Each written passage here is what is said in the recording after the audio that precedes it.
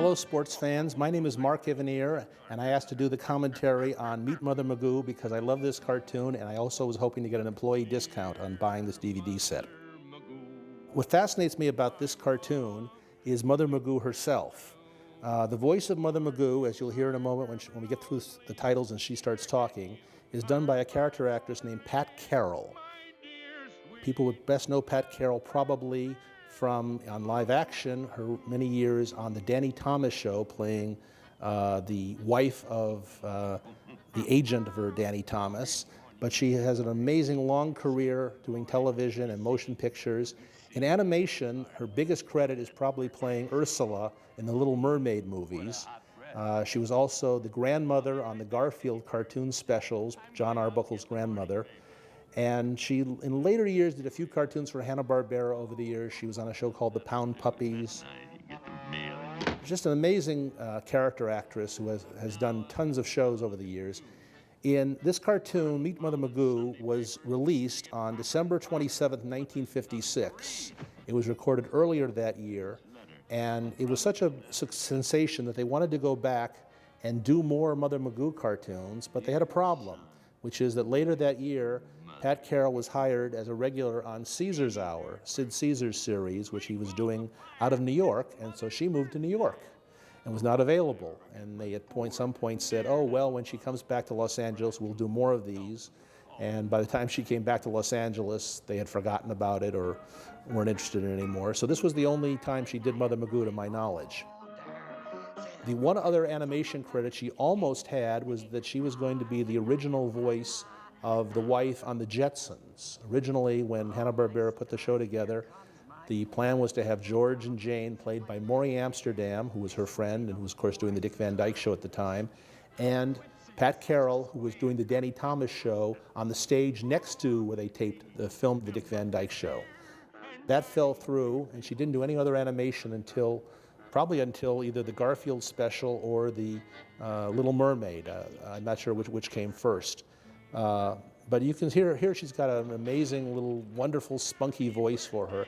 And she did not try to imitate Jim Backus's strange drawl. It would have been, I assume they were recorded at the same time, the two of them, and it was probably an awful lot of fun at that recording session. Now, you sit and relax, and we'll visit. The nice premise about this is that they didn't try to make Mother Magoo nearsighted like Quincy. Let me. I know where everything is. Most of the UPA cartoons were very simple in their plots. Most of them have two speaking parts in them. There's quite a few that are only Jim Backus. They didn't bring a lot of people into them. And usually when they put somebody opposite Magoo, the idea was to make him into a foil. There was a Mother Magoo character in the Mother Magoo TV shows years later. June Foray did her voice.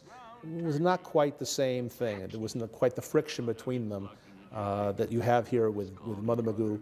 And Mother Magoo talks to camera, reacts to camera, and basically takes the same point of view that we have as viewers of how horrified we are at what a disaster Quincy is, walking around, mistaking things.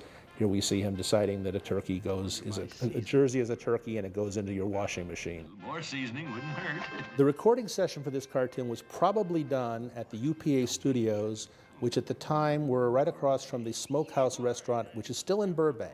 The studios aren't there, but the Smokehouse is.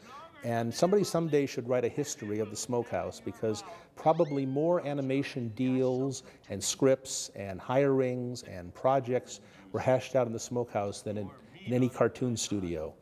It was a gathering place not only for the UPA executives, because they were next door, but it was right across the street from Warner Brothers. And Warner Brothers animators would go over there for lunch and dinner all the time. It was so populated with animation people that the editors at comic book companies, mainly Western Publishing in Los Angeles, would go to lunch there to meet with the artists and to pick up scripts from them and artwork from them and handle it. Chase Craig, who was the editor at Western Publishing, which did the Dell and later the Gold Key comics, would lunch at the Smokehouse every day, and he'd run into artists who were moonlighting from Warner Brothers, moonlighting from UPA, moonlighting from Disney, and they would actually conduct business over the Smokehouse and its wonderful garlic bread. Thought so. Sallow eyeball. Before this cartoon was done, most likely Jerry Hausner, the director, took Jim Backus over to the bar at the Smokehouse, put a few drinks into him, just enough to get Magoo to emerge. And they went back and recorded probably Jim Backus's tracks first, and then probably Pat Carroll's after that. But they were probably both there at the same time. And some of the lines were probably recorded simultaneously. You can hear a certain back and forth between the two of them. And also, Backus didn't stick to the scripts that much, so he was always paraphrasing what they gave him. So they couldn't really record somebody else separately. They wouldn't have had the copy in front of them that matched exactly what Backus was saying. Please, no horse liniment. I'm not sick. Pat Carroll has this wonderful energy in her voice that I like about this cartoon. It's probably ready by now. That doesn't. It's just very expressive in a way that maybe the animation isn't, because the animation is so simple. The same way Dawes Butler brought life to all these great Hanna-Barbera characters, the voices can tend to round out what isn't there in the simpler animation.